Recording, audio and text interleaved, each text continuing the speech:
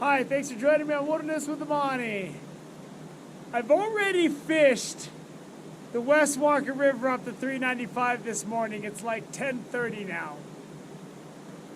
And it's the day after Labor Day weekend, and all I ended up doing down there was picking up a bunch of trash left by people that were fishing. And the reason I went there was it's kind of on the way home, so I was trying to be lazy. But you know what they say about being lazy? Lazy man works twice as hard. So I turned around and I've driven all the way back up to the other side of the Marine Training Base off of the 108. And I'm at the Pickle Meadow Wildlife Trout Habitat area. I already forgot what it's called. Here's the sign.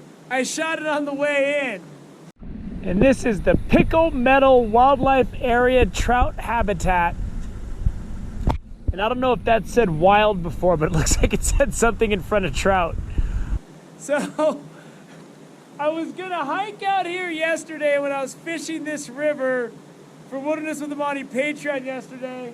But I got to this gate and I was just so tired from climbing around the Stanislaus and then hiking around fishing for Patreon earlier. I just went back to another pool where I was fishing for Patreon earlier and whacked a nice brown and a big rainbow, and it was great. So I'm gonna go way out here. I don't even know what's out there. I might be hiking out there for nothing, but that's why I gotta go. So I'm gonna hit that gate. I'm gonna do what I didn't do yesterday because I was too tired. I had a restless sleep in my car, so I'm kind of rested. I'm gonna start hiking out there. Let's go see. If this is a wildlife trout habitat, I wish they would make it barbless catch and release. But I'm just one dude talking. And they have the New Zealand, you see these New Zealand quagga mussel spread threats. They just clog rivers and take over ecosystems because they get transferred on people's waders. But the river's way out there.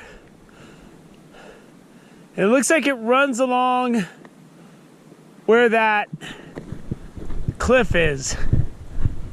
But since I've never been there, I don't know. So I'm gonna hike out there. I mean, a lot of exploring rivers is hiking to the river, and then you gotta fish the river. And I wanted to see what this is like. And since I'm here, and it's only around 10:30 in the morning, I might as well go out there. I mean, if it's a bust, it's a bust. There's a lot of things I walk out to, and I spend a lot of effort and energy hiking around and climbing around boulders and making casts that just turn out to be not so good. And this could be one of those situations, or it could be great. Here's some sort of monitoring station. Look at that thing. That thing's collecting all kinds of data. It's got little monitors and antennas, and I hope Fish and Game is getting some good stuff off of that. So after a few hundred yards, you're already hitting some river. But I still want to go way out there because I want to see what is way out there. And there was a lot of this yesterday. I was fishing downstream a little bit for Patreon, and there was a lot of this, these areas that have these fallen, collapsing banks that are really high. So if I catch something, I'd have to jump down. But if there's sections where this stuff is submerged, it's gold. Because the big browns seem to be hanging out. There was this one big brown that came out of these things that were underwater. And he took 3 swipes at my jig over 2 casts. And he just couldn't catch it. And I was very discouraged at his incompetence. And I forgot to mention, as usual, I'm just using single barbless marabou jigs. I've got a couple other things on me, but this is what I'm gonna go with. And whether it's barbless regulations or not, I always fish these barbless, and I fish most of my artificial lures barbless when I'm not gonna keep anything. I don't keep fish in rivers. just to keep from tearing the fish's jaws up. Because even if it's allowed, if you're not keeping fish, these big hooks or these big barbs, and barbs unlike panther martins and stuff and rapalas, they will shred a fish's jaw. 2 cows hanging out by the river, and they do not like me showing up.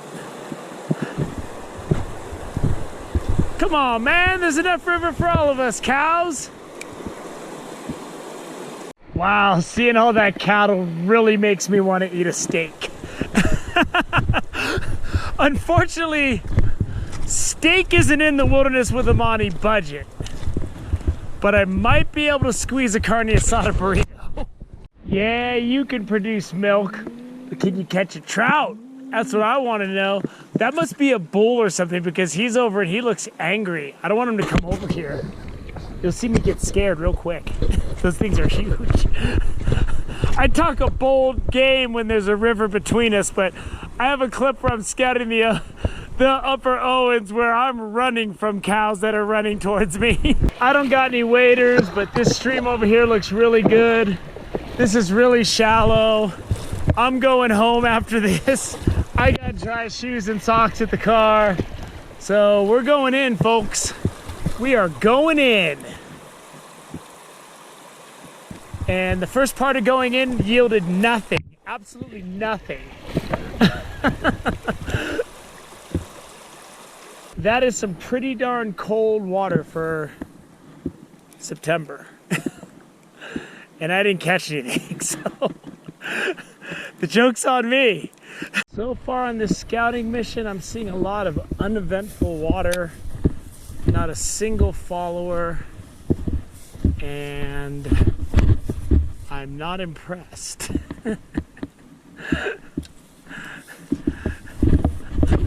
The one thing this trout habitat seems to be missing is trout. I just had something big come out from under that shadow. Just got a rainbow, and he is stripping line.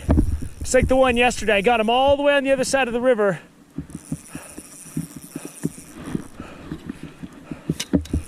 There he goes. Ooh, he is running.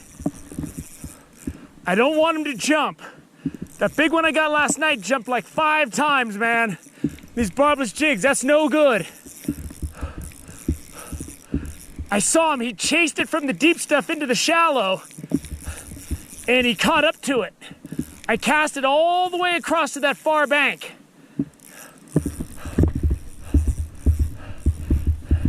And he is really strong. Oh, look at that big flash. Oh, come on. Come on. Come on, buddy.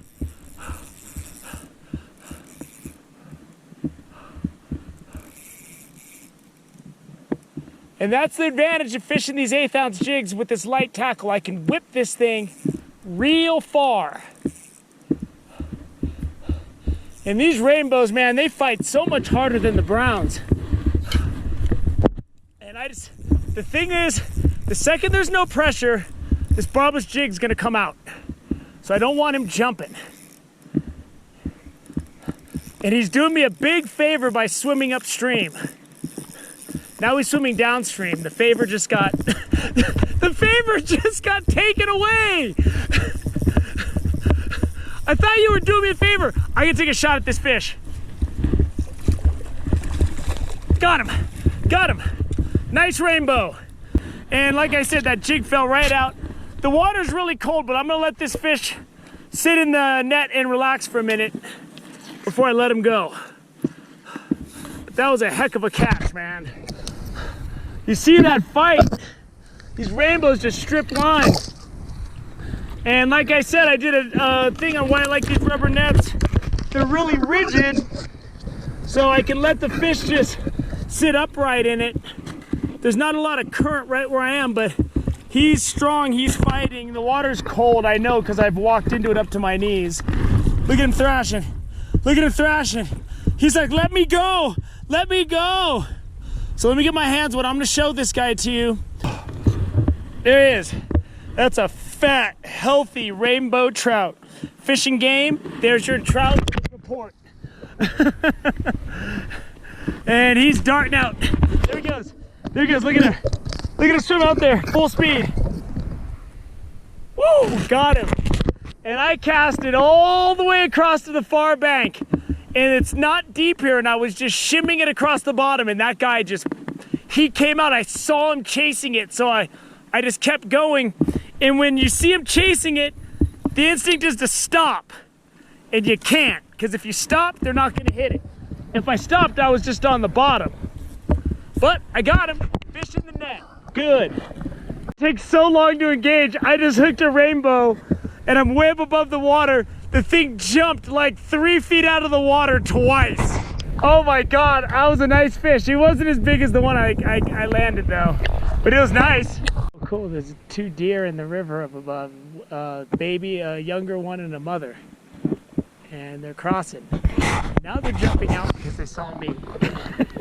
I ruined their plans. Over on the side, just had a nice, looks like a brown, came out and just swacked it. But he's way downstream and there's all kinds of bush. Like, that's what the formula for this place is for the browns. They hang out inside of this. Oh, he's got me hung up. He's got me hung up. Get out of there. Get out of there. Oh. All right, I gotta go. I gotta go.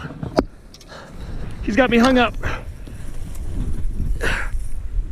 Oh. He's got me hung up. He's got me. He's got me. Darn it. There. I got him free. I got him free. I got him free. Get out of those sticks. Get out of that crap, man. All right. I got to go down to this side. He's all wrapped up. I saw another big one go. We're gonna try to net him. Try to net him while he's hung up. Might be a rainbow. Oh, he's right there. He's right there. Get in the net. Oh, he's free. He's free. He's free. I got him free. I got him free. I got him free. I got him free. I got him free. Oh my goodness. Oh my gracious. They're in this stuff on the sides, man. And he came right up out of that cover. Come on, come on, come on, you sucker. Oh, he said not yet. He said not yet, you sucker. You suckered me to my you sucker. I barely had him with that barbless marabou jig. Barely had him. All right, I'm gonna let this guy rest. I'm gonna show him to you, it's a nice brown. And then while I was fighting him, I saw about another 18-incher swim by and head downstream. He had enough of that fight. There we go. Nice. Nice. Get him back in the water and there he goes. Right back down into his depths. I'm soaking wet and muddy. And Jimmy cracked corn and I don't care. I can't believe that brown didn't come off. I mean, put up off the bottom. And I was literally almost vertical jigging this. And it's a rainbow. Oh, he came up. He came up. He wasn't that big. He went back in. That's cool. That's cool. He wasn't that big. I could see his shadow moving around on the bottom. So what I did to hook that fish is I cast it upstream, I let it get down, and then I just bounce it right along the bottom. Real slow like. So they can't get too excited. And then they just swim up and eat it. So they just need to calm down. They need to calm down. I need to calm down. I could have landed that fish if I was in a better position, but whatever. My car's way over there. I've already been walking for a half a mile.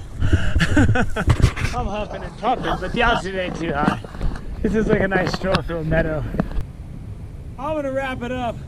Man, that brown trout came out of that cover chasing that jig like a white shark on a wounded seal, man.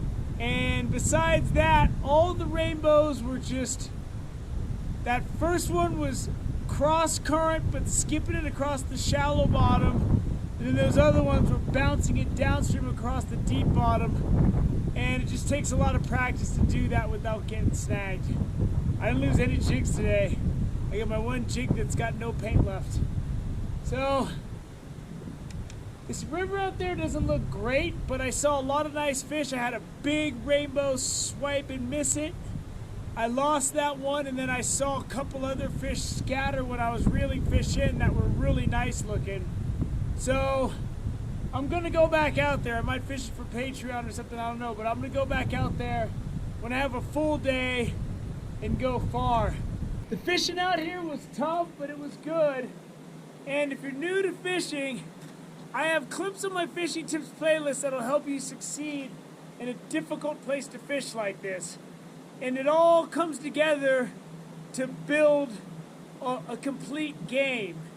You know, you just can't come out onto the field with a running game here. You gotta be able to play action pass and stuff.